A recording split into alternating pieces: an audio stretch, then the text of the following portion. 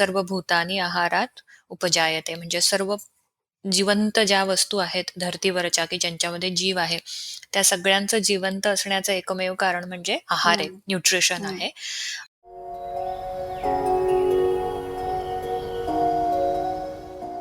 नमस्कार श्रोते हो, मी आहे तुमची होस्ट तृतीया आणि आज आपण चर्चा करणार आहोत आहाराची बाराखडी या विषयावर. आपल्याबरोबर आहेत doctor Rupali Panse. Hello doctor. नमस्कार. सो डॉक्टर, पहिल्या नियमापासून चालू करूया. पुस्तकात लिहिल्याप्रमाणे तिथे असं म्हटलंय की आहारापासूनच मनुष्य आणि प्राण्यांची उत्पत्ती होते. आणि त्याच्या यादी असं लिहिलंय, की बरोबर. प्रत्यक्ष आहार हा प्रत्यक्ष प्राणांचे धारण करणारा घटक आहे. तर हे म्हणजे नेमकं काय? हे जरा समजून सांगा ना? बरोबर. साधारणतः तैत्तिरीय म्हणजे तुला सांगते, की आयुर्वेदामध्येच फक्त आहाराचा आणि हेल्थचा उल्लेख आहे असं काही नाही हां. खूप साऱ्या छान-छान काव्य, पुराणं किंवा वेद आहेत हं, त्यांच्यामध्ये पण हं. आहाराचा रादर तिथूनच आहाराचा उल्लेख सुरू झालाय. महाभारतामध्ये अगदी आहाराविषयी एक छान श्लोक आहे, की "सर्व भूतानी आहारात उपजायते." म्हणजे सर्व जिवंत ज्या वस्तू आहेत धर्तीवरच्या, की ज्यांच्यामध्ये जीव आहे, त्या सगळ्यांचं जिवंत असण्याचं एकमेव कारण म्हणजे आहार आहे, हं, न्यूट्रिशन हं. आहे. आणि तैत्तिरीय उपनिषदामध्ये पण आहाराला ब्रह्मा असं म्हटलेलं आहे. आता ब्रह्मा म्हणजे कोण तर ज्याने सगळ्या जगाची उत्पत्ती केली हं, आहे किंवा जो हं, पालन-पोषण करतोय तो ब्रह्मा. हं. तर अगदीच तसा रोल आहाराचा आपल्या शरीरात असतो. कारण आहार नसेल, पोषण नसेल, न्यूट्रिशन नसेल, तर एका सेलच्या 2 सेल होणं, ही जी जीवनिर्मितीची पहिली हं, प्रक्रिया आहे, हं. बरोबर ना? Cell division is the first बरोबर, initiation of the process towards life. बरोबर. तर ती प्रोसेसच होऊ शकणार नाही. हं, अगदी एका पेशीला देखील पोषण लागतं, अमिबाला देखील पोषण हं. लागतं आणि लक्षावधी सेल्स घेऊन जगणाऱ्या माणसाला देखील पोषण लागतं. ओके. त्यामुळेच खरं तर ब्रह्मा अशी उपमा दिली असावी आहाराला. Okay, okay. अंडरस्टूड. सो म्हणजे बेसिकली हा नियम पहिला आहे, कारण त्यांना आपल्याला सांगायचं आहे, की आरोग्याच्या दृष्टीनं हे किती महत्वाचं आहे आहार. बरोबर आणि एक आहाराप्रती आपली एक श्रद्धा असावी, आपला एक आदर असावा, हाही त्यातनं हेतू आहे, जेव्हा तुम्ही आहाराला प्रत्यक्ष देवाची उपमा देतात, याचा अर्थ तुम्ही आहाराचा आदर करणं देखील इथे हो. अपेक्षित आहे. म्हणून आपले पूर्वीचे लोकं अजूनही जेवण करण्याच्या आधी नमस्कार करतात जेवणाला. अगदी, अगदी. प्रश्नच नाही. बरं, बरं. दुसरा नियम असा आहे, की आहारातच ब्रह्म सामावले आहे. हे मला कळलं. तुम्ही पहिल्या प्रश्नाचं उत्तर दिलं तेव्हा. आणि पुढे असं लिहिलंय, की योग्य आहाराने केवळ शरीराचीच नव्हे, तर आत्म्याची शुद्धी होते. तर हे जरा बरोबर. सेंटेन्स समजून सांगा ना? अगदी छान मुद्दा आहे हा. कारण की जसं मी उदरस्थमध्ये हा दुसरा मुद्दा लिहिला आहे, की फक्त शरीरच नाही, तर तुमच्या मनाचं पोषण, तुमच्या फीलिंग्सचं पोषण सुद्धा आहाराने होत असतं. आंब्याचा रसाचा पहिला चमचा टाकल्यावर फक्त शरीराला चांगलं वाटतं का गं? नाही ना. कुठेतरी कुठेतरी मन पण असं हो. एकदम क्लिक केल्यावर असा ब्राईट उजेड पडावा, हो, तसा मनामध्ये पण हो. उजेड पडतो ना, अगदी. छान वाटतं.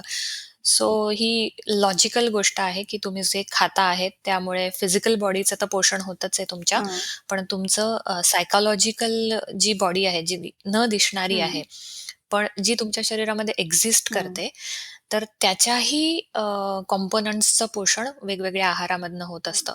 म्हणूनच तर गीतेमध्ये पण सात्विक आहार, तामसिक आहार, राजसिक आहार असा आहाराचा उल्लेख आहे आणि ह्या 3 कॅटेगरीजमधनं कुठेतरी हाच स्ट्रेस देण्याचा प्रयत्न केला आहे, की ज्या प्रकारचे तुम्ही खाल, त्याच प्रकारच्या तुमच्या शरीराच्या पेशी तर बनणार हं. आहेतच. शारीरिक प्रकृती तर तुमची डेव्हलप होणारच आहे. बरोबर. परंतु तुमची मानस हो. प्रकृती, मानस प्रकृती हा एक खूप महत्वाची थिअरी आहे हो. आयुर्वेदामध्ये. तर या मानस प्रकृतीचं पोषण देखील आहाराद्वारेच होत असतं. एवढा इम्पोर्टन्स, एवढं महत्त्व तुमच्या आहाराचं हं, आहे आणि हे एकदा, दोनदा नाही, तर दररोज घेतल्या जाणाऱ्या आहाराबद्दल आपण बोलतो आहे. त्यामुळे मी आज सात्विक अन्न खाल्लं, चला माझ्या मनाचं पोषण झालं, आता मी बाकीचं खायला मोकळं, असं हं, नाहीये. ही तर कंटिन्युअस प्रोसेस आहे. हं. त्यामुळे हा मुद्दा मला असं वाटते आपल्या श्रोत्यांपर्यंत पोहोचवणं गरजेचं आहे, की तुम्ही जे नुसतं खाता आहेत, ते तुमच्या फिजिकल हेल्थ बरोबर तुमच्या मेंटल हेल्थला सुद्धा चांगल्या किंवा वाईट अर्थाने अफेक्ट करत असतं. बरं. पुढचा नियम आहे, की जो आहार आहे, तो 6 चवींनी युक्त असा असावा. 6 रसांनी. बरोबर. गोड, तिखट, कडू, करेक्ट. खारट, आंबट आणि तुरट. तर हे असं का? बरोबर. हो. हा एक खूप छान मुद्दा मी उदरस्थमध्ये सेपरेट चॅप्टरच लिहिलंय याच्यावर षड्रसांवर. कारण की सामान्य लोकांना आता आम्ही आयुर्वेदाचा अभ्यास केला आहे म्हणून आम्हाला या गोष्टी हं. माहिती आहेत. पण एक जनरल आपण ग्रुप किंवा सोसायटी कन्सिडर हो. केली ना, तर आहारांच्या चवींचा देखील आपल्या आरोग्यावर खूप महत्त्वाचा इम्पॅक्ट असतो. हे खूप जणांच्या गावी नाहीयेत. मी गोड खाल्लं म्हणजे माझ्या शरीरामध्ये मी गोड खाल्लं तर त्या गोड चवीचा माझ्या शरीरावर काय नक्की परिणाम होणार आहे? हं, मी कडू खाल्लं, तर तो कडू रस माझ्या सेल्सवर, माझ्या प्रकृतीवर काय परिणाम करणार आहे? याचं खूपच डेप्थमध्ये अभ्यास आयुर्वेदामध्ये आम्ही केलेला हं, आहे आणि या 6 रसांचा खूप मोठा रोल जेव्हा तू हेल्थ किंवा हं, डिसीज फॉर्मेशन म्हणते किंवा ट्रीटमेंटचा एक जो भाग येतो त्याच्यामध्ये आम्ही वापरला हं. जातो. तर या 6 रसांचा पण तुमच्या शरीरामध्ये स्पेसिफिक रोल असतो. उदाहरणार्थ मधुर रस घेतला. हो, आता मधुर म्हणजे गोड, हो, पण मग गोड म्हणजे साखर नाही हां. हो. किंवा गोड म्हणजे मिठाया नाही. हं, गोड चव ही साधारणपणे पोषण करणारी, हीलिंग करणारी असते. हं, कफाची म्हणजे चांगल्या कफाची वृद्धी करणारी असते. शरीरामध्ये जे काही बाइंड करून ठेवणं गरजेचं आहे, जे काही स्ट्रेंथने एकत्र बांधून ठेवणं गरजेचं हं. आहे, त्याच्यासाठी ही गोड चव उपयोगी येते. थोडक्यात डाळी आहेत, प्रोटीन्स ज्याच्यामध्ये हाय प्रोटीन जो डायट हो. म्हणतो ना आपण, तो मधुर चवीचा डायट आहे. बरं, साखर म्हणजे मधुर चव नाही. बरं, म्हणजे फक्त जिभेला जिभेला जी चव लागते ती चव इथे अपेक्षित नाहीये. बरं, किती डेप्थमध्ये हा विचार आयुर्वेदात केला आहे बघ. बरं. तर एक्स्ट्रा ओरल टेस्ट रिसेप्टर्स असा लेटेस्ट रिसर्च सध्या चालू आहे. हं.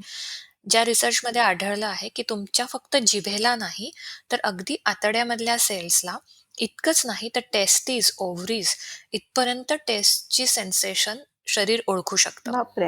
हं. इझंट इट हो. ग्रेट? त्यामुळे मग जेव्हा आम्ही म्हणतो, की मधुर रसामुळे शुक्रधातूची वृद्धी होते किंवा मधुर रसामुळे बरोबर. रिप्रोडक्टिव्ह सिस्टमपर्यंत चांगले हो, बेनिफिट्स मिळतात. तर आज हा रिसर्च आम्हाला हे एक्सप्लेन करण्याला मदत करतोय. हो. आजच्या लँग्वेजमध्ये आम्ही हे सांगू शकतोय. बरोबर. तर आयुर्वेदामध्ये एक खूप छान या सगळ्याचं कन्क्लुसिव्ह श्लोक आलेला आहे.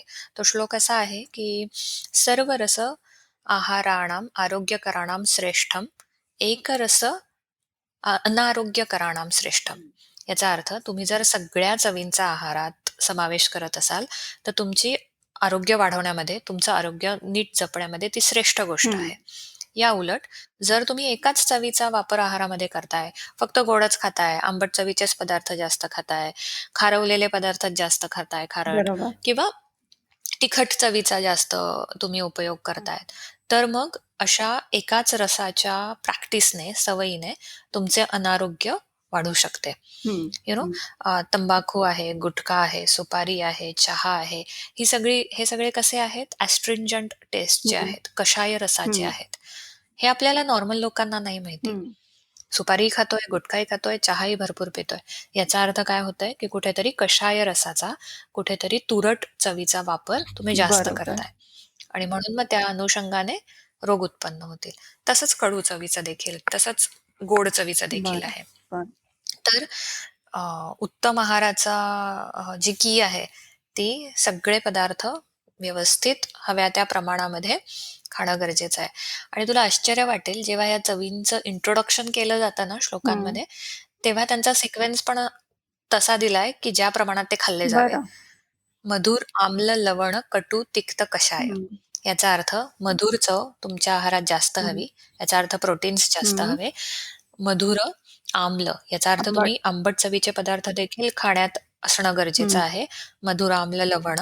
लवण म्हणजे चांगल्या प्रतीचं सैंधव किंवा चांगल्या प्रतीचे खारट हं, पदार्थ देखील हं, खारट इन द सेन्स योग्य प्रमाणात तुमच्या आहारामध्ये सॉल्ट देखील हवं. मधुर, आम्ल, लवण. कटू.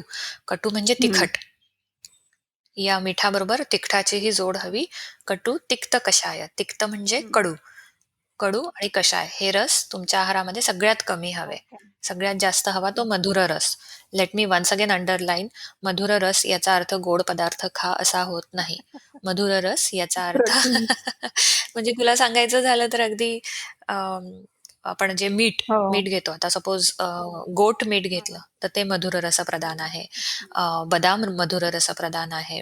त्याच्यानंतर ज्येष्ठमध मधुर अच्छा. रसप्रधान आहे. साखर मधुर रसप्रधान आहे. अ, काजू मधुर रसप्रधान आहे. गहू मधुर रसप्रधान आहे. तांदूळ मधुर हं, हं. रसप्रधान आहे.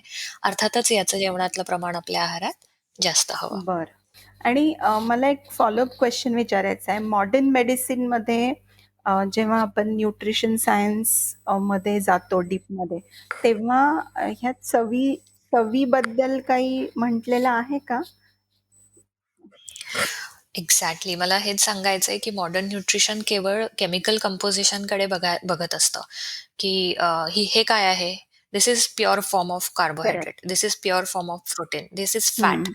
तर त्याच्या प्रॉपर्टीजचा मॉडर्न डायटेटिक्समध्ये दुर्दैवाने केलेलं विचार आहे. नाही केला जात हं. किंवा तसं ते सायन्स नाहीये. तशा थिअरीज बरोबर. त्यांना नाहीयेत. आणि म्हणूनच आयुर्वेदाच्या ह्या काही प्रॉपर्टीज हो, किंवा गुण हो. किंवा शीत पदार्थ आहे, उष्ण पदार्थ आहे, 6 चवींचा हो. जो विचार केलेला आहे, तो इंटिग्रेट होणं खूप महत्वाचं आहे. बरोबर.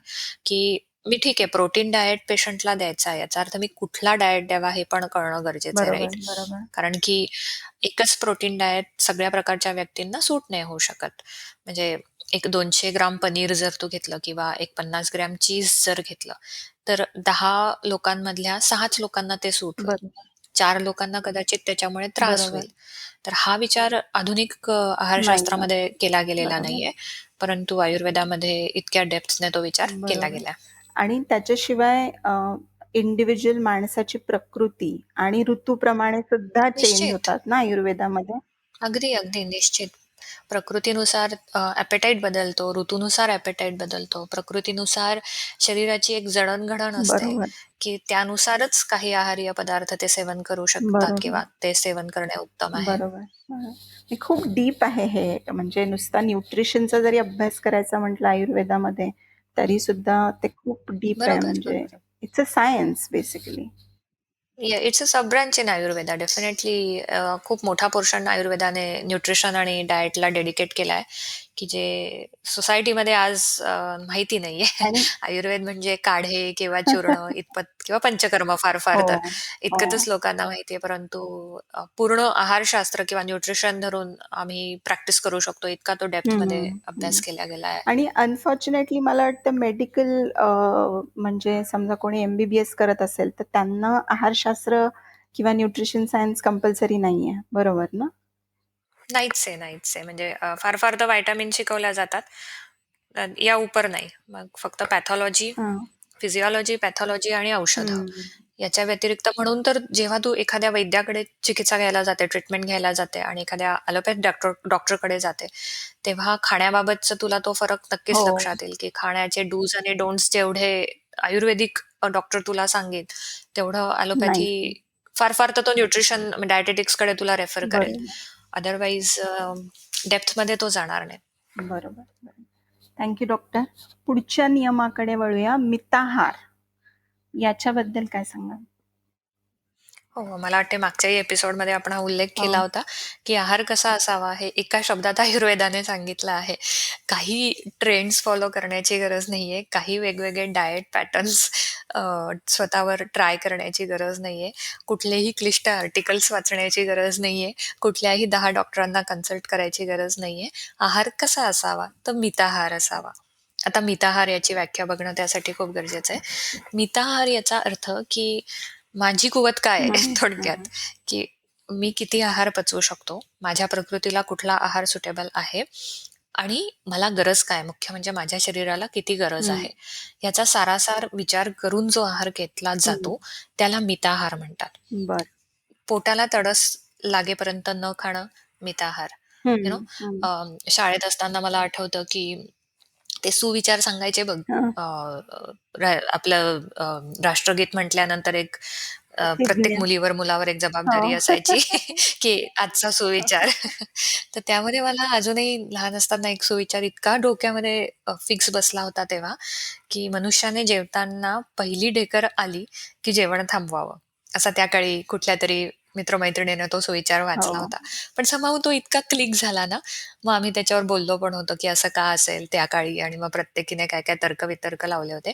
पण खरं सांगायचं झालं तर हे इतकं ॲप्ट विधान आहे ना, की तुला जेव्हा पहिला ढेकर येतो, तेव्हा तुझ्या स्टमकचं हं. म्हणजे पोटाचं व्यवस्थित प्रसरण झालेलं असतं.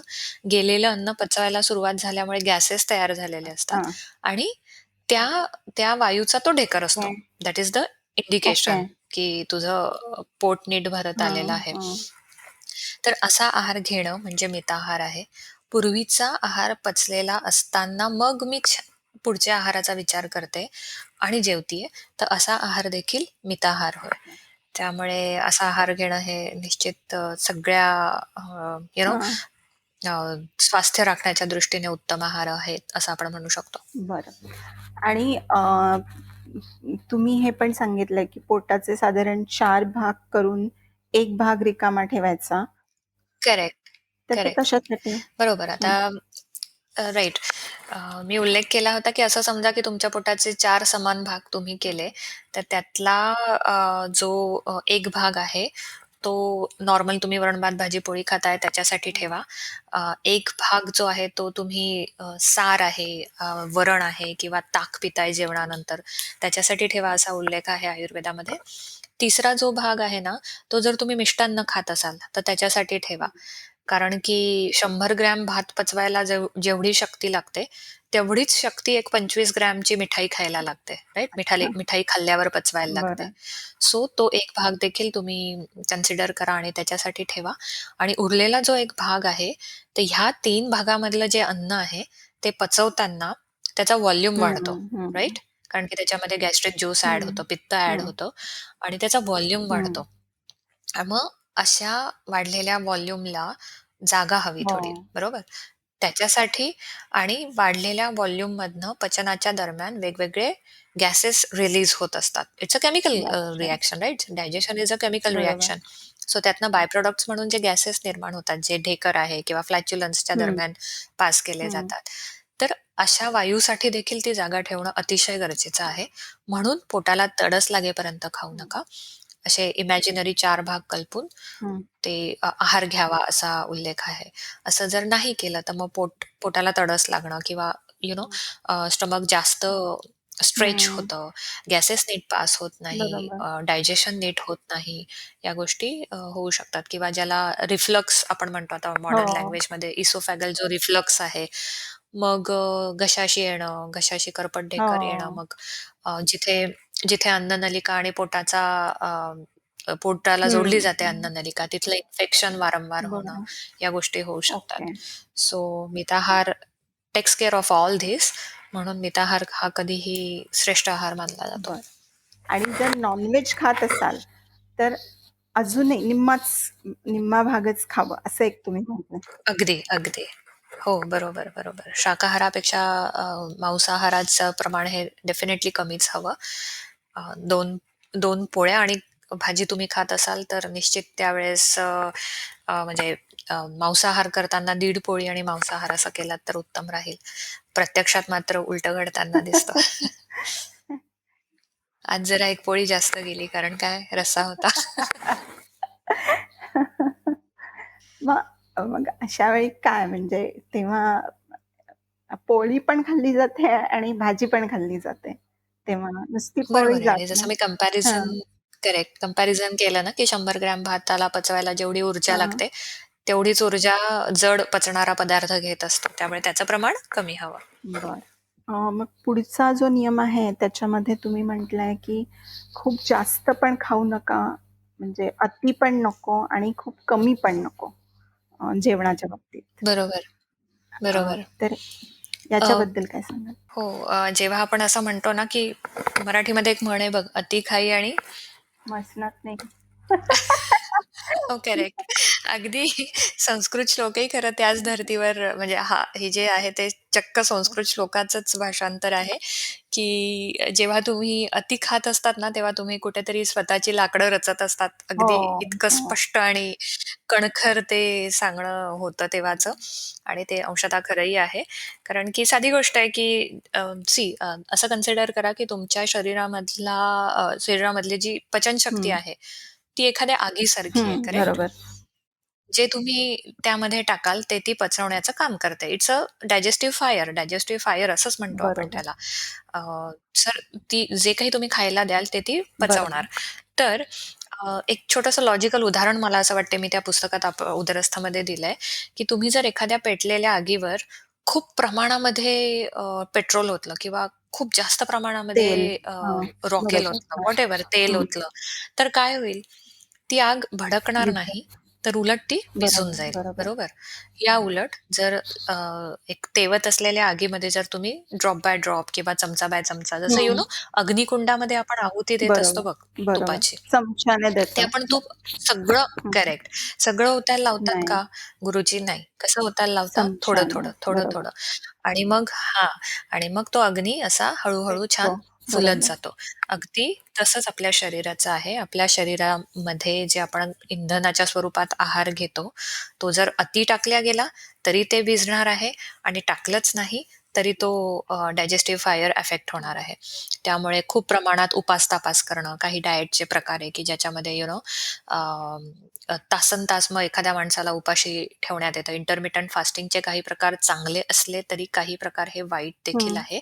ज्यामध्ये सलग अनेक तास तुम्ही उपाशी राहतात आणि मग अचानक हं, खातात. हं, तर हे दोन्ही चुकीचं आहे. म्हणजे शरीराच्या भुकेच्या वेळा या पाळल्याच गेल्या हं, पाहिजे.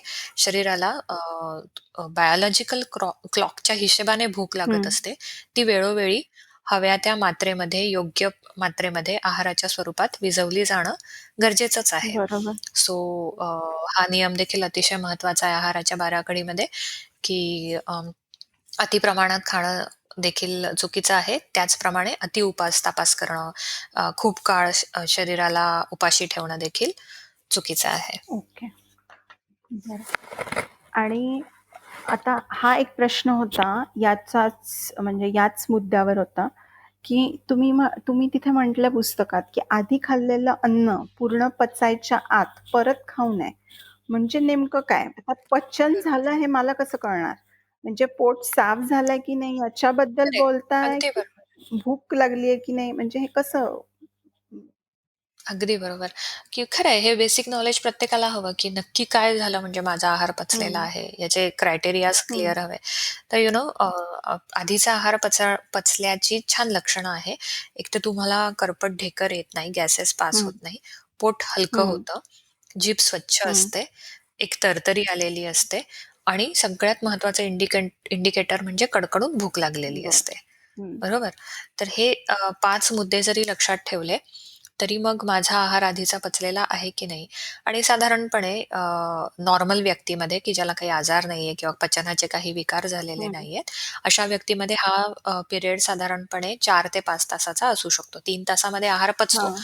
पण 4 ते 5 तासानंतर भुकेची जाणीव होऊन शरीर डिमांड करू शकतं. पण यालाही परत क्रायटेरियाज आहेत वेगवेगळे, की कफ प्रकृतीच्या लोकांचा तो वेळ जास्त असतो, वात प्रकृतींचा कमी असतो, पित्त प्रकृतीच्या लोकांना देखील भूक लागण्याचं प्रमाण जास्त असतं. तर या सगळ्या प्रकृतीचाही अभ्यास त्या दृष्टीने करणं योग्य आहे. बरं, बरं.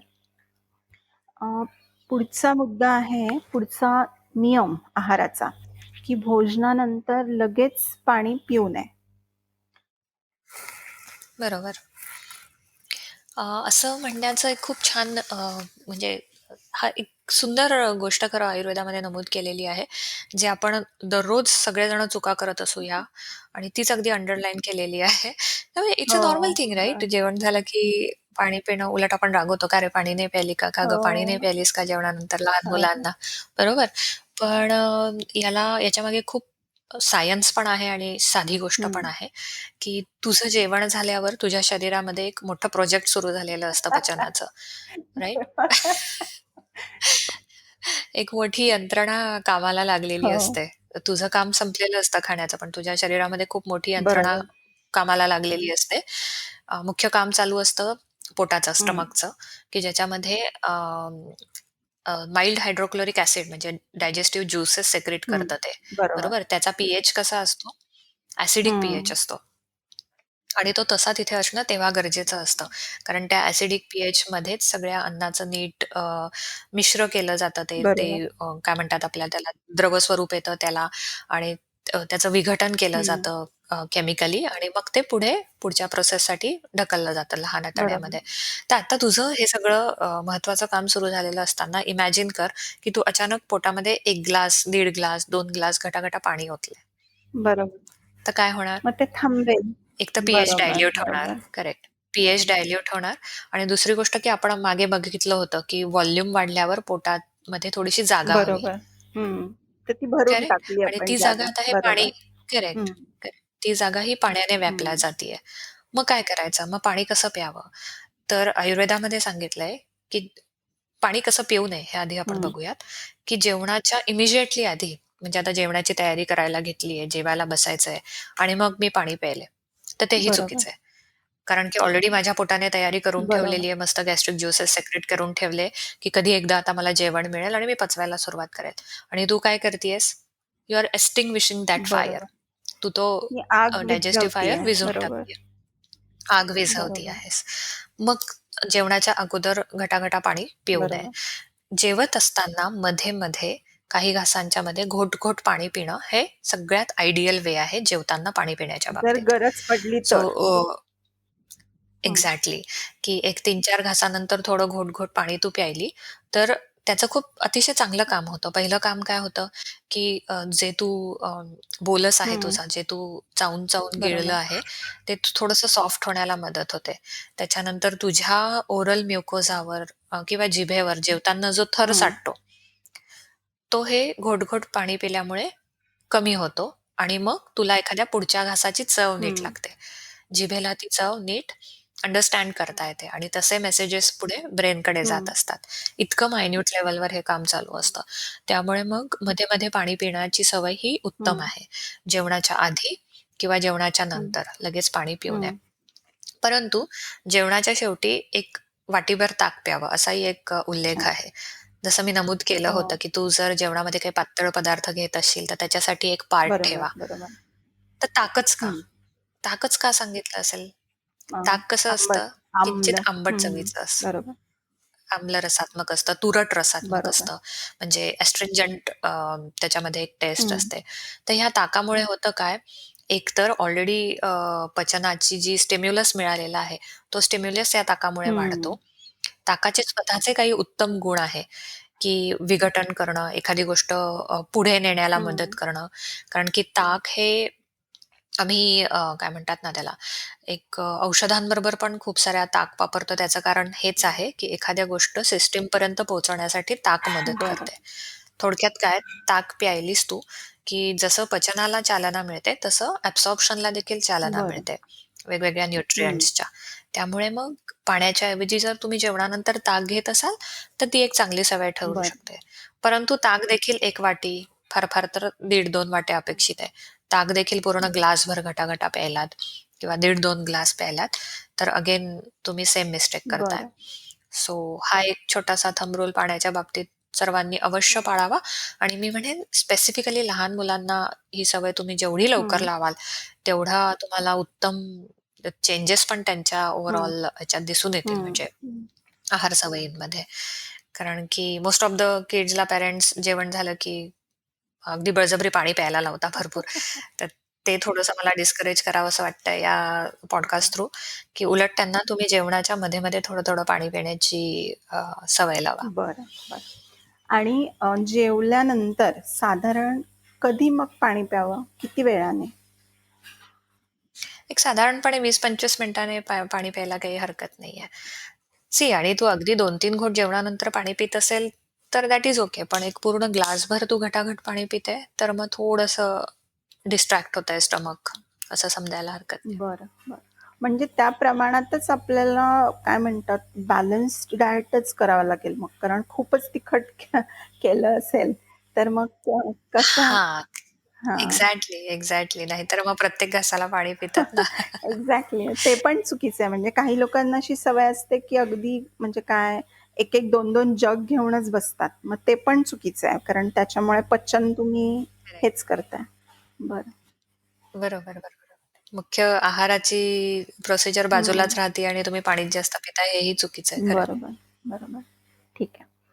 अ, आता त्याच्या पुढे तुम्ही सांगितलं होतं नियमांमध्ये, की भोजनानंतर लगेच शारीरिक कष्ट याची कामं करू नयेत. तर त्याच्याबद्दल काय सांगाल? राइट. हा खूपच महत्त्वाचा नियम आहे आहाराच्या बाराखडीतला, की जेवण झाल्यानंतर आयुर्वेदाने काही गोष्टी ह्या प्रकर्षाने टाळायला लावल्या आहेत. पुढचे 45 ते 50 मिनिटं म्हणजे पुढचा 1 तास हं, धरून घ्या, की जेवण झाल्यानंतरच्या पुढच्या तासामध्ये या गोष्टी तुम्ही आवर्जून टाळा. तर त्या कुठल्या? तर शारीरिक श्रम जसं पळणे किंवा काही फिजिकली खूप हेवी कामं हं, करणे किंवा दुसरा आहार हं. घेणे म्हणजे कॉफी घेतली, चहा. चहा हां. घेतला, आधीचा आहार पचलेला नसताना, तर दुसरा आहार घेणं हं, आहे किंवा अंघोळ करणं हं, आहे. अ, त्यानंतर इव्हन सेक्स किंवा फिजिकल इंडल्जन्स आहे, हं, तो सुद्धा नाही सांगितला आहे हं, आयुर्वेदाने. तर ह्याच्यामागे काही कारणं हं, आहेत, की डायजेस्टिव्ह सिस्टमला आयुर्वेदामध्ये महास्रोतस म्हटलं हं. जातं. जेव्हा आयुर्वेदामध्ये कुठल्याही गोष्टीला महा हे विशेषण जोडलं जातं ना, तेव्हा त्याचं इम्पोर्टन्स खूप वाढलेलं बरोबर, असतं. तर जेव्हा आयुर्वेद म्हणतं, की डायजेस्टिव्ह सिस्टम हे महास्रोतस आहे, तेव्हा कुठेतरी इंडिकेट करायचं असतं त्यांना, की डायजेशन हे शरीरातलं सगळ्यात महत्त्वाचं कार्य बरोबर, आहे. काहीही झालं तरी ते हॅम्पर होता कामा नये. बरोबर. मग जेव्हा तुम्ही फिजिकली खूप ॲक्टिव्ह होतात वेगवेगळ्या गोष्टींमध्ये जसं मी सांगितलं, तेव्हा होतं काय, की रक्तप्रवाह जो आतड्याकडे जास्त पाहिजे, हं, पोटाकडे जास्त पाहिजे, मोठ्या आतड्याकडे जास्त पाहिजे, लिव्हरकडे जास्त पाहिजे, स्प्लीनकडे जास्त हं. पाहिजे, तो नेमका मसल्सकडे किंवा पेरिफेरल किंवा बरोबर. लिम्ब्सकडे म्हणजे हं. हातापायाकडे, मसल्सकडे जास्त जातं. खेचला जातो. आणि ओव्हरऑल शरीराचा जो इंटेलिजन्स आहे, मेंदूचं जे लक्ष आहे सगळ्या पचनावरचं, ते काय होतं? विचलित बरोबर, होतं. बरोबर. कारण मोटर रिस्पॉन्सेस हँडल करायचे असतात ब्रेनला. सेन्सरी रिस्पॉन्स रिसेप्ट करतो हं, फिजिकल ॲक्टिव्हिटी हं. दरम्यान. त्यामुळे नुसतं डायजेस्टिव्ह सिस्टम नाही, तर त्याच्यावर असणारा ब्रेनचा कंट्रोल देखील कुठेतरी गेलेला हं. असतो. बरोबर. राइट? आणि हे खूप मोठं तुम्ही बॅरियर निर्माण करतात पचनाच्या हं. कार्यामध्ये. आणि ही सवय जर तुम्हाला वारंवार असेल, तर तुमचं पचन कायम बिघडणार. तुमच्या पचन हे व्यवस्थित राहणार बरं, नाही, नॉर्मल राहणार नाही आणि मग वेगवेगळे व्याधी सुरू होतात. पचनाचेच नाही, तर बाकीचेही वेगवेगळ्या व्याधी यामध्ये दिसून येतात. बरं. आणि मुख्यतः अ, हार्टवर या सगळ्या गोष्टीचं, हृदयावर या सगळ्या गोष्टीचं ताण येण्याची शक्यता असते. कारण ओव्हरऑल रक्तपुरवठा कोण करतं? तर हं. हृदय. मग पचन संस्थेला करू हं. की बरोबर, मस्क्युलर सिस्टमला करू, असं एक कन्फ्युजन होऊ शकतं. बरोबर, त्यामुळे कृपया दिनचर्येतली ही मिस्टेक तुम्ही अवश्य टाळा. बरोबर. आणि काही लोकांना ज्यांचं वय झालंय किंवा घरी जे असतात लोकं, जे कामासाठी बाहेर पडत नाही, त्यांना दुपारी जेवण झाल्यावर झोपायची सवय असते. तर त्याच्याबद्दल काय? म्हणजे ते योग्य आहे का? दुपारी झोपण्यासाठी पण काही क्रायटेरियाज नमूद केले, की दुपारी झोपणं हे कुणाला सुटेबल होऊ शकतं.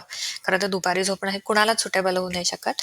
पण त्यातही काही एक्झेम्पशन्स हं, दिलेली हं, आहेत आयुर्वेदामध्ये, की लहान हं. मुलं बरोबर आहे. लहान मुलांना झोप आवश्यकच आहे, कारण झोपेमध्येच त्यांची ग्रोथ होत बरोबर. असते. त्यामुळे त्यांना तो क्रायटेरिया लागू शकत हं, नाही. त्याच्यानंतर थकलेली जी व्यक्ती हं. आहे, की जी खूप परिश्रम करून थकली आहे किंवा जिचा वात वाढलेला आहे या कामांमुळे, तर तिला त्यावेळी ती झोप आवश्यक असते. पण त्यातही आयुर्वेद सांगतं, की मग जेवणाच्या आधी झोपा, हो, जेवणाच्या नको. नंतर झोपू नका. बरं. हं, करेक्ट? बरोबर. एक वेळेस वातप्रकृतीच्या व्यक्तीला दुपारच्या जेवणानंतर कदाचित एवढा त्रास होणार नाही, जेवढा प्रकृतीच्या व्यक्तीला त्वरित हं. होईल आणि प्रकर्षाने जास्त होईल. बरं. तिसरी गोष्ट सांगितली की तर वृद्धांची ऑलरेडी शक्ती कमी झालेली असते, इम्युनिटी कमी झालेली असते, वात वाढलेला असतो, कफ कमी झालेला असतो आणि निद्राही कमी हं, झालेली असते, झोपही कमी झालेली हं. असते. तर अशा वेळेस जर थकव्यामुळे किंवा एखाद्या आजार झाल्यामुळे त्यांना जर झोप येत असेल, तर ती रोखू नये असं आयुर्वेदात सांगितलंय. त्यामुळे जेवल्यानंतर जर काही काळ वामकुक्षी असे लोकं घेत असतील, तर त्याने फारसा कदाचित एवढा परिणाम होणार नाही. पण नॉर्मल वृद्ध व्यक्ती आहे आणि भरपूर वेळ झोपते, तर कदाचित त्यांना कफाचे विकार होण्याचे चान्सेस वाढतात, बरं. असं म्हणू शकतो. आणि एरवी तरुणपणात आणि ज्यांची प्रकृती कफ आहे त्या व्यक्तींनी इव्हन पित्त प्रकृतीच्या लोकांनी देखील दुपारी जेवणानंतर लगेच झोपणं हं, टाळावं. अ, अशा काही व्यक्ती असतात, की ज्यांना शिफ्टमध्ये काम करायला हं, लागतं, ज्यांची नाईट शिफ्ट हं. आहे. मग अशांनी काय करावं? अशांनी झोपूच नाही का? असा कायम मला प्रश्न येतो. तर मग अशा व्यक्तींमध्ये पण आम्ही काही मॉडिफिकेशन्स सांगतो, लाईफस्टाईल मॉडिफिकेशन्स सांगतो, हं, की अशा व्यक्तींनी अंगाला नियमित तेल लावणं गरजेचं आहे, शेक घेणं गरजेचं आहे आणि निश्चित दिवसा झोप काढा. पण ती आधी सॉरी जेवणाच्या आधी काढा किंवा जेवल्यानंतर एक अर्धा ते पाऊण तास तुम्ही वाट हं, बघा आणि त्यानंतर मग तुम्ही ती झोप हं. काढा. म्हणजे तुम्हाला पित्ताचाही त्रास होणार नाही आणि कफाचाही त्रास होणार नाही. बरं. आता पुढच्या नियमाकडे जाऊया. अ, जेवताना चिंता, शोक, क्रोध, भीती किंवा किळस आदी भाव मनात नसावेत. तर याच्यावरून मला हे कळलं, की टीव्ही आणि मोबाईल नाही बघायचा, कारण त्याच्यातून त्या भावना निर्माण होऊ शकतात करेक्ट. जास्त. पण हे का? अगदी म्हणजे बरोबर. म्हणजे हे 2 मोठे सोर्सेस आहेत, की जे हो, आधी आपण हे का हे बघणं गरजेचं आहे. जसं मी पुस्तक ज्यांनी वाचलंय त्यांना हा मुद्दा खूप छान कळेल, की माझ्या उदरस्थामध्ये एक चॅप्टरच मी डेडिकेट केलंय, की तुमचं पोट हा तुमच्या शरीरातला दुसरा मेंदू बरोबर. आहे. हं. बरोबर. आपल्या सगळ्यांना माहिती आहे, की अ, ज्या वेगवेगळ्या आपल्याला इमोशनल अर्जेस अ, अ, हां, असतात आपल्या बरोबर. किंवा वेगवेगळ्या भावभावना ज्या निर्माण होतात, त्या तो कुठेतरी आपल्या मनाशी संबंधित असतात, मेंदूशी संबंधित असतात, हृदयाशी संबंधित असतात, बरोबर? बरोबर. हा तो ट्रायंगल आहे. हार्ट, ब्रेन आणि माइंड हा तो ट्रायंगल आहे आणि ह्याच्या डॉमिनन्समध्ये त्या वेगवेगळ्या भावभावना व्यक्त होत असतात.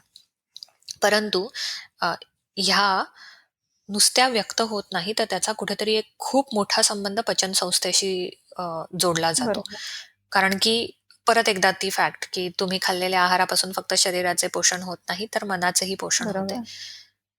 तर ही फॅक्ट परत हा मुद्दा माझा प्रूव्ह हं, करतं, की जेव्हा तुम्ही खाताना एखादी नकोशी गोष्ट बघता, ऐकता किंवा तुम्ही ताणतणावात असतात, भांडत असतात, ओरडत असतात एकमेकांच्या अंगावर किंवा अतिशय दुःखामध्ये असतात, तेव्हा तुमच्या आतड्यांमधनं अशी काही संप्रेरक स्त्रवत असतात, की जी मेंदूला मेसेज पाठवतात, की काहीतरी चुकीचं आहे, काहीतरी गडबड आहे. आणि मग आहाराच्या पचनासाठी जे काही आवश्यक गोष्टी आहेत, त्या कमी प्रमाणात किंवा ॲबनॉर्मल स्वरूपात त्यावेळीस पोटामध्ये स्त्रवल्या जातात. म्हणून मग खूप दुःखी असताना आपल्याला भूक लागत हं, नाही. हं, बरोबर? माझी भूक मेली, मला आता जेवायचं नाही. या गोष्टी कुठेतरी मनाशी जास्त निगडीत हं. दिसतात. बरोबर, बरोबर. करेक्ट? त्यामुळे त्यामुळे जेव्हा तू जेवत असताना या गोष्टी बघते, सगळ्यात पहिल्यांदा काय होतं, तर तुझं लक्ष जेवणावरनं हं, उडतं. तुझं लक्ष त्या भावनांकडे जास्त हं, जातं आणि त्यामुळे कुठेतरी एक जी सेंट्रल नर्व्हस सिस्टम असते किंवा ऑटोनॉमस नर्व्हस सिस्टम असते, की जिचा पचनावर खूप मोठा कंट्रोल असतो, ती कुठेतरी इम्बॅलन्स होते आणि मग त्या खाल्लेलं अन्न पचत नाही किंवा थोडंसं खाऊनही तडस लागल्यासारखं हं, वाटतं, असं हं, होऊ शकतं किंवा पित्त वाढणं अशा तक्रारी दिसून हं, येतात आणि मुख्यतः मुद्दा हाच आहे, की जेवणामध्ये माणसाचं सगळे इंद्रिय इन्व्हॉल्व हं, हवे. जेवणाकडे बघितलं पाहिजे, त्याचं टेक्स्चर फील केलं पाहिजे, त्याचं स्मेल तुम्हाला नीट आला पाहिजे, त्याची टेस्ट लागली पाहिजे. हे सगळं जर 5 सेन्सेस तुमचे इन्व्हॉल्व असतील, तरच संस्था ही नीट कार्यरत हं, राहते. खाल्लेलं अन्न अंगी हं. लागतं, तसंच ते मनी लागतं असं आपण आज म्हणूया. मनाचं पोषण ते नीट करू शकेल. हं, सो बरोबर. त्यासाठीच मला असं वाटतं, की आहाराला आदर द्यावा किंवा जेवताना आपण एक सगळेजण हात जोडून प्रार्थना म्हणतो, "वदनी कवळ घेता" हो, हो. वगैरे. तर हे सगळं का करतो, की माझं लक्ष भरकटलेलं आहे. बरोबर. माझ्या डोक्यात दिवसभराच्या सगळ्या गोष्टी चालू हो, आहे.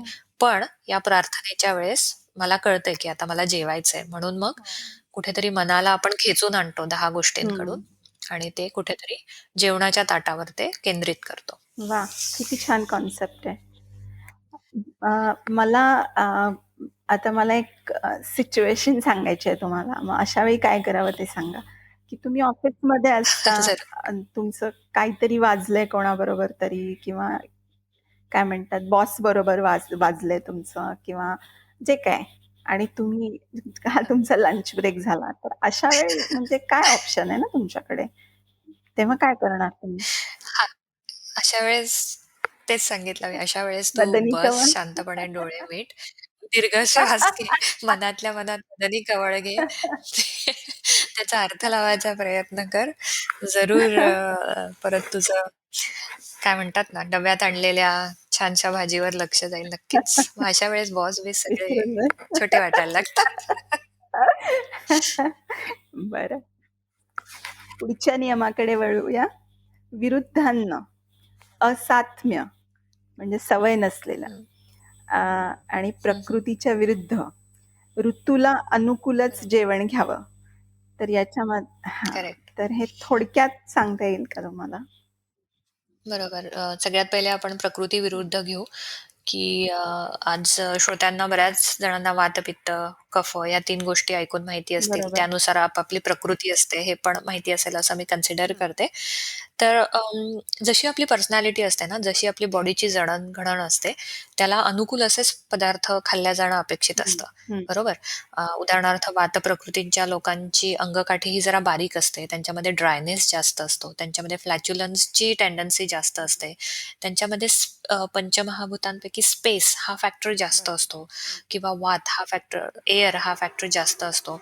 तर ह्याला एक्झॅक्टली थोड्याशा अपोझिट गुणांची गरज हं, असते. जर सेम गुणांचे पदार्थ त्यांनी खाल्ले, तर वात वाढणार, तर स्पेस बरोबर. वाढणार, मग डिस्ट्रक्शन होणार, मग कॅटॅबॉलिझम जास्त होणार अनाबॉलिझमच्या कंपेअरने. तर मग वातप्रकृतीच्या लोकांना आम्ही काय सांगतो, की ताजं अन्न खा, गरम अन्न खा, जरा सेमी सॉलिड टेक्स्चर असलेलं हं, अन्न खा. खाण्यामध्ये तेला-तुपाचं प्रमाण जरा प्रमाणापेक्षा थोडंसं जास्त हं, ठेवा. सैंधव खा, थोडेसे चांगल्या गुणांचे आंबट पदार्थ हं, खा किंवा अंगाला तेल नियमित लावा, मॉलिश करून घ्या, वाफ हं. घ्या. सगळ्या गोष्टी आम्ही बरोबर. सांगत असतो. हं, अगदी उलट आम्ही कफाच्या लोकांना सांगतो, की थोडंसं कोरडं असणारं अन्न घ्या किंवा थोडंसं खमंग म्हणा हं. किंवा कडू किंवा तुरट किंवा तिखट चवीचं अन्न घ्या, जेणेकरून तुमच्या शरीरातला कफ हा व्यवस्थित बरोबर, राहील, वाढणार देखील बरोबर. नाही आणि कमी देखील हं, होणार नाही. पित्त प्रकृतीच्या लोकांना आम्ही सांगतो, की ज्या आहाराचे गुण हे थंड थंड किंवा शीतकडे जाणारे आहेत, अशा शीतगुणयुक्त आहार घ्या, मधुर रसात्मक आहार घ्या किंवा कामिंग इफेक्ट असणारं जे जेवण आहे, असं आम्ही सांगतो. तिखट कमी खा, अ, तुरट कमी हं, खा, अ, अशा गोष्टी आम्ही सांगतो. आंबट कमी खा, थोडंसं कडू आणि गोडाकडे जास्त लक्ष द्या. अशाही गोष्टी वेगवेगळ्या सांगितल्या हं. जातं. परंतु हेच जर उलट केलं, जर पित्त प्रकृतीच्या लोकांनी आंबट जास्त खाल्लं, तिखट जास्त बरोबर. खाल्लं, उष्ण पदार्थ, मसालेदार पदार्थ जास्त खाल्ले, तर अशा आहाराला आम्ही म्हणतो प्रकृतीच्या विरुद्ध घेतलेला बरं. आहार. आलं लक्षात. बरोबर? प्रकृतीला न सोसवणारा आहार आणि मग या आहाराने वेगवेगळ्या पॅथॉलॉजी शरीरामध्ये घडायला सुरुवात होते. अगदी एका दिवसात नाही होते, पण ओव्हर द पिरियड बरोबर, आठवडे, मंथ्स असं ते घडत जातं आणि कुठेतरी एखादा दुसरा सिस्टमिक डिसीज मग डोकं वर काढतो. बरं. दुसरा मुद्दा तू मांडला होतास हं, ऋतूविरुद्ध, राइट? बरोबर. आता आजूबाजूच्या वातावरणाचा, आजूबाजूच्या सीझनचा आणि हवामानाचा तुमच्या जेनेटिक्सवर परिणाम होत असतो. हं. बरोबर. असं एक नवीन शास्त्र उदयाला आलंय रिसेंटली, ज्याला एपिजेनेटिक्स असं म्हणतात. थँकफुली थँकफुली आयुर्वेदामध्ये हे हजारो वर्ष हो, आधीच सांगितलंय, की वेगवेगळ्या ऋतूंचा, वेगवेगळ्या भौगोलिक परिस्थितींचा देखील तुमच्या आहारावर आणि शरीरातल्या पेशींवर परिणाम होत असतो. त्यामुळे त्यांच्याशी मिळवून-जुळवून बरोबर. घ्या. त्यांच्याशी मिळता-जुळता असा हं, आहार करा. हं. बरोबर. थंडीमध्ये थंड गुणांचे पदार्थ जास्त खाल्ले, बरोबर, ड्रायनेस वाढवणारे पदार्थ खाल्ले, तर हे कसं आहे, ऋतूच्या विरुद्ध बरोबर. आहार आहे. उन्हाळ्यामध्ये आपले लोणचे खाताय हं. तुम्ही किंवा मसालेदार रस्स्यावर ताव मारताय, तर हा कसा आहार आहे? विरुद्ध आहे. ऋतूविरुद्ध आहे. बरोबर. पावसाळ्यामध्ये तुम्ही करेक्ट. पावसाळ्यामध्ये आंबवलेले पदार्थ खाता आहेत किंवा जास्त चिकट असलेले, फर्मेंट हं, केलेले पदार्थ खाता आहेत, न शिजवलेले पदार्थ खाता आहेत. तर त्याच्यानुसार मग वेगवेगळे रोग दिसून येतात. आपण ब्लेम सीझनला करत हं, असतो. की पावसाळ्याची साथ आली, पावसाळ्याचे जुलाब झाले, पावसाळ्याचा व्हायरल फीव्हर आला. पण कुठेतरी हे आपण आपल्या हं. शरीरामध्ये अनुकूल परिस्थिती आपणच करून देत बरोबर, असतो बरोबर. वर्षानुवर्ष. आणि मग हे जे आपण नीट आहार-विहार करत नाही, त्याचं कुठेतरी मग त्या ऋतूमध्ये बरोबर. दिसून येतं. वेगवेगळ्या छोट्या-मोठ्या रोगांच्या स्वरूपात दिसून येतं. तर आपला आहार हा कायम तुम्ही ऋतूनुसार असावा. एक मोठं गाईडलाईनच आयुर्वेदाने डेडिकेट केली आहे ऋतुचर्या या हं, नावाने. सीझनल रेजिम आम्ही देतो बरोबर. पेशंट्सला, की खूप छान म्हणजे अगदी माघ, फाल्गुन, हं, ज्येष्ठ अशा वेगवेगळ्या अ, आपल्या ऋतूंचा आम्ही काय म्हणतात ना कलेक्टिव्हली एक छान प्लान देऊ हं. शकतो लोकांना, की या ऋतूमध्ये तुम्ही हे पदार्थ खा. आणि बिलीव्ह मी अगदी काही हे क्लिष्ट नसतं. उलट आपण खात असलेल्या पदार्थांमधलेच छान-छान पदार्थ प्रॅक्टिकली आम्ही प्रेझेंट करतो आणि हे प्रमोट करतो अच्छा. रादर, की या ऋतूंमध्ये हे जास्त खा. तू विचार कर लिंबाचं लोणचं खायला लावते मी पेशंटला तेव्हा पेशंटच्या चेहऱ्यावर इतकी स्माईल छान येते ना, की की हां, लिंबाचं लोणचं हो खाऊ शकता तुम्ही पावसाळ्यात असं. पण कैरीचं लोणचं हो, नका खाऊ. हो. तसे छोटे-छोटे सोल्युशन्स दिले तर ते पाळलेही जातात आणि त्याचे इफेक्ट्स दिसल्यावर मग ते लॉजिकही लक्षात येतं सगळ्यांच्या. बरं. सो ऋतूच्या विरुद्ध आहार ही पण एक बाराखडीमधली खूप अ, महत्वाचा माइलस्टोन आहे हं. किंवा नियम. हं. रूल आहे असं आपण म्हणू. आणि अजून तू एक मुद्दा घेतला होता, असात्म्य विरुद्ध आणि आहार. वृद्धी. हां. असात असात्म्य. असात्म्य म्हणजे की जी गोष्ट आपल्याला सोसत नाही, ज्या गोष्टीने आपल्याला त्रास होतो. अगदी सोप्या भाषेत सांगायचं झालं तर मला ज्या गोष्टीची ॲलर्जी हां, आहे, हां. अशी गोष्ट बरं. टाळणे हीच ओके. असात्म्य. बरोबर? मग तर आता काही गोष्टी ह्या सगळ्यांना असात्म्य असतात. हं. फॉर एक्झाम्पल आपण म्हणतो ना, की शिळं आणि थोडंसं आंबलेलं हं. अन्न. ह्याने सगळ्यांनाच त्रास होणार, खराब बरोबर? झालेलं. सपोज हं. एखादी भाजी हां, करेक्ट. मी भाजी सकाळी बाहेर ठेवली, ती चांगल्या सावलीत ठेवायची राहिली किंवा पाण्यामध्ये ठेवायची राहिली भाजी आणि संध्याकाळी उन्हाळ्याच्या दिवसात तीच भाजी मी जेवणाला घेतली. ती थोडीशी आंबट लागली सगळ्यांना, बरोबर. थोडंसं काहीतरी बिनसलंय, पण खाल्ल्या हं. गेली. तर त्याचे त्रास हे सगळ्यांनाच होणार आहे. तर हे सगळ्यांना असात्म्य आहे किंवा काही गोष्टींची सगळ्यांनाच ॲलर्जी असू शकते. फॉर एक्झाम्पल बिब्बा हं. आहे. बिब्बाची 90% लोकांना ॲलर्जी येऊ शकते. तर ही झाली ॲलर्जी वेगवेगळी. तर असं असात्म्य अन्न जर तुम्ही खाल्लं, मग त्याच्यात शिळे पदार्थ येतात. त्याच्यात खूप हेवी पचायला खूप जड. जड पदार्थ आहे, पण माझी पचनशक्ती हं. चांगली नाहीये.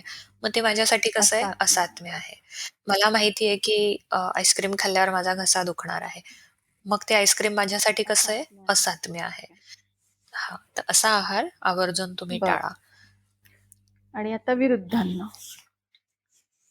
हो, विरुद्धांनावर तर आपण एक भरपूर हो, वेळ हो. बोलू शकतो. पण अगदी विरुद्धांना 3-4 वाक्यात संपवणं हे सगळ्यात मोठा टास्क असतो माझ्यासाठी. पण नाही आपण त्याच्यावर एक हो, हो. एपिसोडच करूया. पण आत्ता सध्या श्रोत्यांसाठी थोडक्यात जर सांगता आला तर? नक्कीच. जरूर, जरूर. विरुद्धांना म्हणजे की जे 1 किंवा 2 पेक्षा असे पदार्थ जे एकत्र आले, की त्यांच्या कॉम्बिनेशनमुळे शरीरामध्ये प्रॉब्लेम्स निर्माण होऊ शकतील, पॅथॉलॉजीज होऊ शकतील, असं अन्न म्हणजे विरुद्धान्न. मग भलेही ते अन्न सेपरेटली कन्झ्युम केलं, तर शरीरासाठी अतिशय उत्तम आहे. साधं उदाहरण द्यायचं झालं, तर दूध हे माझ्या शरीरासाठी अतिशय उत्तम आहे. हं, चिकन हे माझ्या शरीरासाठी चांगलं आहे किंवा फॉर एक्झाम्पल तू घे भोपळ्याची भाजी हे माझ्यासाठी हं, चांगली आहे. पण ती भोपळ्याची भाजी आणि दूध हे मी जर एकत्र हं. घेतलं, तर मात्र ते माझ्यासाठी चांगलं नाहीये. आता बरेच श्रोते म्हणतील, की "कोण भोपळ्याची भाजी आणि चिकन करी एकत्र घेतं मॅडम दुधाबरोबर, काही काय?" थांबा, थांबा, मी येते मुद्द्यावर येते. तुम्ही मस्त तुम्ही मस्त छान थाळी खाल्ली आहे, ज्याच्यामध्ये भोपळ्याची भाजी होती असं आपण म्हणू किंवा नॉन-व्हेज थाळी खाल्ली हं. आहे, ज्याच्यामध्ये नॉन-व्हेज करीचा प्रकार होते 2-3 वरण होतं, भात होतं, कोशिंबीर होतं वगैरे, वगैरे आणि त्याच्यानंतर तुम्ही जी सीताफळ रबडी खाता ना, ते विरुद्धांग आहे. किंवा तुम्ही जे लगेच तुमचा मोर्चा आईस्क्रीम बारकडे हां. वळवतात ना, ते विरुद्धांग आहे. अच्छा. किंवा बऱ्याच लोकांना मी आपण सण-समारंभामध्ये बघ किंवा बाहेर डिनरला कोणाबरोबर गेलं, तर असे शेजार-पाजारच्या टेबलवर बघूनच मी माझ्या विरुद्धांनांची यादी एवढी वाढवली आहे ना, अ, अ, चक्क जेवणाबरोबर लोकं मिल्कशेक घेत असतात. काही आय मीन काही चाललेलं असतं. सो मला आवर्जून सांगावसं वाटेल, की असे विरुद्धांना नक्की टाळा आणि अनफॉर्च्युनेटली फूड अर्बनायझेशनमध्ये अशा विरुद्धांनांची यादी दिवसेंदिवस वाढतच हो, चालली आहे. फायर पाणीपुरी घे, अ, वेगवेगळे टक्कर मिल्कशेक्स घे, फ्रूट फ्लेवरचे आईस्क्रीम्स हो, घे, त्याच्यानंतर कॉकटेल्स घे हो. वेगवेगळे. तर हे मला असं वाटतं मल्टी कुझिन खाणं, एकत्र खाणं म्हणजे चायनीज पण त्याच दिवशी, हो. त्याच वेळी, पंजाबी करी पण त्याच बुफेज हे मला वाटते विरुद्धांना प्रमोट करणारेच हो. सेक्टर्स आहेत. त्यामुळे असे पदार्थ नक्की टाळा आणि विरुद्धावर माझे काही ब्लॉग्स पण आहेत आणि उदरस्थमध्ये पण मी साध्या सोप्या भाषेत समजवण्याचा प्रयत्न केलाय. विरुद्धांनाचा कसा परिणाम होतो, तोही मला वाटते श्रोत्यांनी जरूर वाचावा. हो. Thank you doctor. मी कुठला नियम विसरतीये का? बाराखडीमधला? अ, अ, हो, मला असं वाटते आपण आहार काळावर बोललो नाही म्हणजे जेवणाच्या वेळा अच्छा. कशा हां. असाव्यात त्यावर बोललो हं. नाहीये.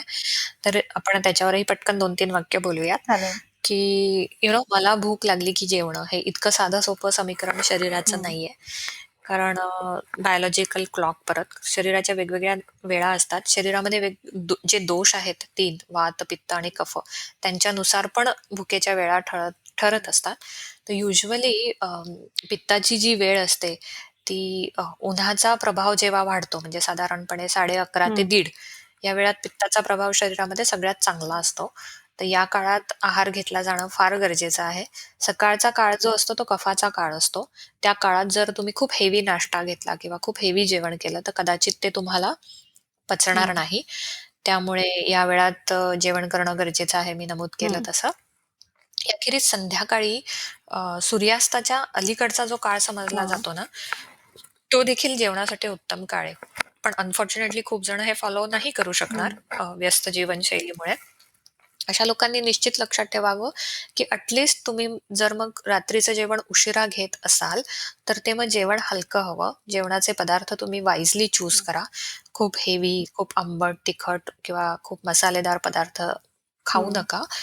त्यामुळे आहाराच्या या काळाविषयी सुद्धा जाणून घेणं गरजेचं आहे आणि आयुर्वेदानुसार सकाळी आणि रात्रीचा आहार अशा आहाराला प्रमोट केलेला आहे. दर 2 तासाने किंवा दर 3 तासाने खाणं हे अतिशय चुकीचं आहे.